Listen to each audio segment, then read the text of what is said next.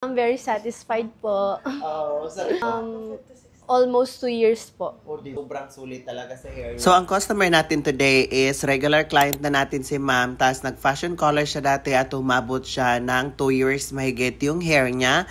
Tapos, once na meron siyang regrowth, so nagpaparouting siya ng one application color. So, hanggang sa bumaba, hanggang sa mahigit 2 years, bumalik siya. Tapos, gusto niya ulit na magpa-fashion color. So, ito yung sinasabi ko sa inyo guys na depende talaga sa mag-aalaga sa hair nyo or yung hair nyo is paano alagaan.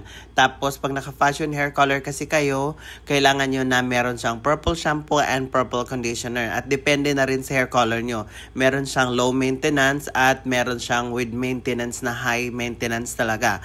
Tapos, yun, pag meron kasi siyang mga ash effect, kailangan talaga na meron siyang purple shampoo and purple conditioner. So, need talaga na alagaan nyo. Pero kung more on brown siya, pwede naman siya na kahit hindi nyo gamitan ng purple shampoo and purple conditioner kung talagang gusto nyo yung mga low maintenance. Pero kung mga high maintenance kasi guys, yun talaga yung mga high fashion na meron siyang ash effect. Tapos etong hair ni ma'am guys, talagang grabe, umabot siya ng 2 years mahigit yung hair niya. Sobrang nasulit talaga niya.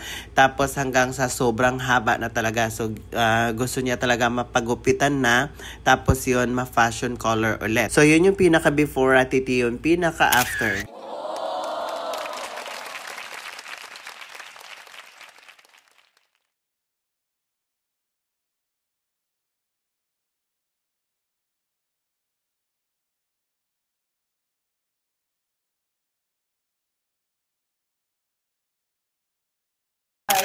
Kasi di ba napaka-beautiful transformation. So ito yung effect guys na meron siyang face framing highlights na kung mapapansin niyo sa mismong pinakaharap, meron siyang light and dark.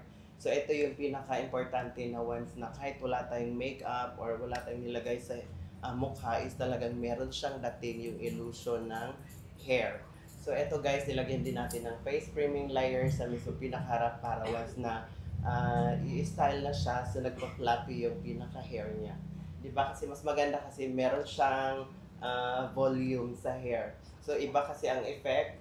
Kasi marami nagtatanong dyan na mas maganda ba ang straight na i-fashion color or ano ang mas better. So mas better talaga na meron siyang natural.